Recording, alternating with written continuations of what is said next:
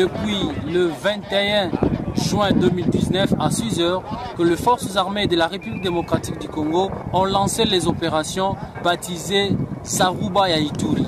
En français, tempête de l'Ituri. Ces opérations ont pour objectif de traquer, neutraliser et éradiquer le groupe armé Ngudjolo dans l'objectif de restaurer l'autorité de l'État partout où ils étaient implantés.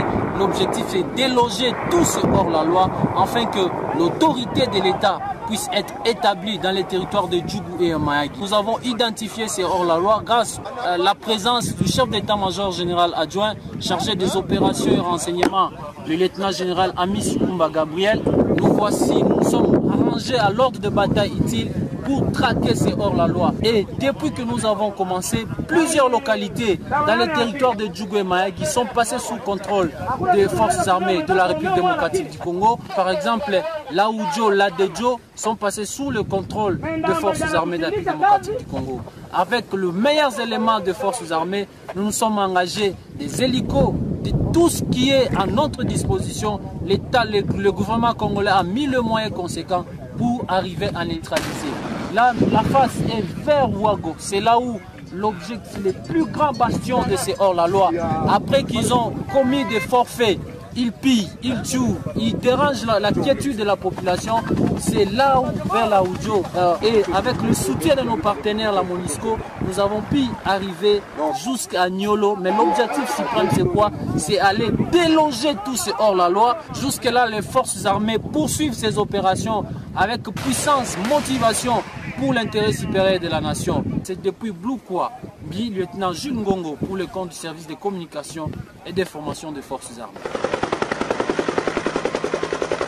L'armée de la République démocratique du Congo mène des opérations de manière victorieuse à l'est du pays, particulièrement dans la province de l'Ituri. Une opération baptisée Zaruba et Ituri a été lancée depuis le 21 juin 2019. Elle visait spécifiquement la neutralisation du groupe armé Ngudjolo, actif dans le village Iolo, groupement Walendu Biti, territoire des Djougou. Cette opération était dirigée contre deux axes, l'axe Ladjou et l'axe Iolo. Ces deux axes ont été conquis de manière professionnelle par nos forces armées qui ont neutralisé et nettoyé tout ce secteur. Bilan, 17 hors-la-loi neutralisés, 1 capturé et 4 armes AK-47 récupérées. Au cours de cette opération, nos forces armées ont enregistré 2 militaires blessés qui ont immédiatement été pris en charge par les structures médicales compétentes.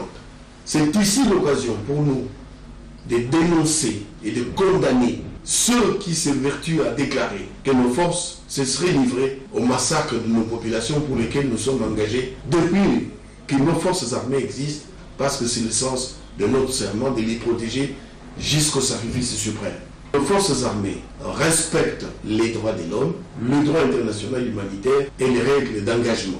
Nous profitons de cette occasion pour annoncer la conquête de la forêt Ouago, fief et lieu de retrait où allaient se réfugier les membres du groupe armé Ngudjolo. Actuellement, nos hommes ont l'initiative sur le terrain et l'opération de ratissage continue. Au cours de ces face-à-face avec la presse, le commandant adjoint de la force onusienne, le général Bernard Comix, a exprimé sa profonde préoccupation sur la sécurité de la population civile de la République démocratique du Congo à l'Ituri, précisément à Djougou, Mahagi, Bunia, où les violences meurtrières continuent de s'aimer les désordres. Nous avons affaire désormais à 3 fronts dans cette zone. Le premier front est celui de notre mission de protéger les civils. Et pour cela, toutes les ressources qui étaient disponibles dans le secteur nord, le bataillon de déploiement rapide du Bangladesh et le bataillon marocain qui était dans cette zone, je leur ai donné l'ordre de mettre en œuvre 100% de leurs moyens. Ils l'ont fait, et la situation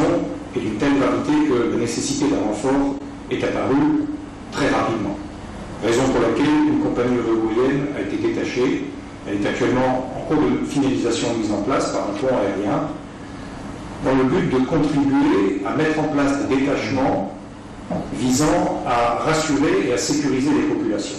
Pour sa part, le coordonnateur du groupe de communication des Nations Unies, Mathias Gilman, a donné la position de la situation humanitaire de l'Ituri sur l'assistance matérielle nécessaire, nourriture de populations vulnérables qui sévit dans cette partie de la RDC. Un convoi du programme alimentaire mondial PAM de 5 camions avec à leur bord 126 tonnes de nourriture a été escorté par la MONUSCO vers Drodro pour une distribution à plus de 77 000 personnes.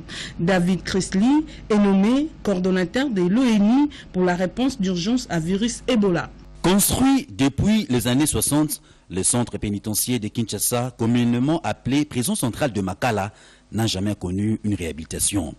Avec une capacité initiale de 1700 prisonniers, la prison principale de la République démocratique du Congo souffre aujourd'hui d'un surpeuplement à outrance et d'une dégradation prononcée. Les 11 pavillons qui la composent étaient chacun initialement prévus pour 150 personnes, mais l'on y trouve aujourd'hui 1000 voire 1500 détenus pour un total de 8400 détenus. À voir l'état dans lequel se trouvent les bâtiments, les cellules, la cuisine et les sanitaires ont comparé ces pénitenciers en un mouroir loin d'un centre de rééducation.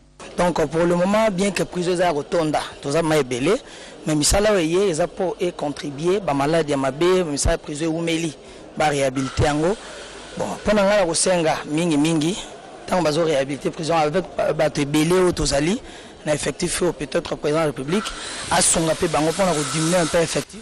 Nous saluons la réhabilitation de la prison centrale de Makala qui peut éviter à de nombreuses personnes qui sont ici plusieurs maladies. Le problème, il y a des détentions irrégulières. Dossier Zika, alors, ça l'effort du tribunal et ça, le cas pour naïe sunga bango. Moi, d'abord effectif a battu diminué pour réhabiliter, mais ça la parce que tout ça un peu étouffé dans dengue ou misal de l'osala. Respectueux des droits de l'homme, le président Félix Antoine Tshisekedi Tshilombo a inscrit dans son programme d'urgence de 100 jours la réhabilitation complète de la prison centrale de Makala. D'abord les bâtiments existants, à savoir le 11 pavillons, le bâtiment administratif, l'atelier, la cuisine et ainsi que la cour. C'est l'entreprise de construction Konimo SRL qui est en charge de cette réhabilitation dont les travaux sont en cours. Les pavillons 11 et l'atelier qui étaient en état de délabrement avancé il y a à peine 2 semaines connaît déjà une grande transformation sous l'œil de Macha Kassabiti Trésor, le directeur adjoint de cette prison. En tout cas, c'est un soulagement total. D'emblée, nous, on nous appelle déjà dans notre jargon des papas. Partout, par-ci, par-là, on nous appelle des papas dans la prison ici. Alors, nous devons toujours avoir un cœur des parents. Nous devons toujours avoir un cœur des parents. Tout ce qu'on incarcère ici, ce sont nos semblables. Malgré les dégâts ou les infractions commises, mais à part entière, ils sont humains. Nous devons humaniser aussi nos prisons.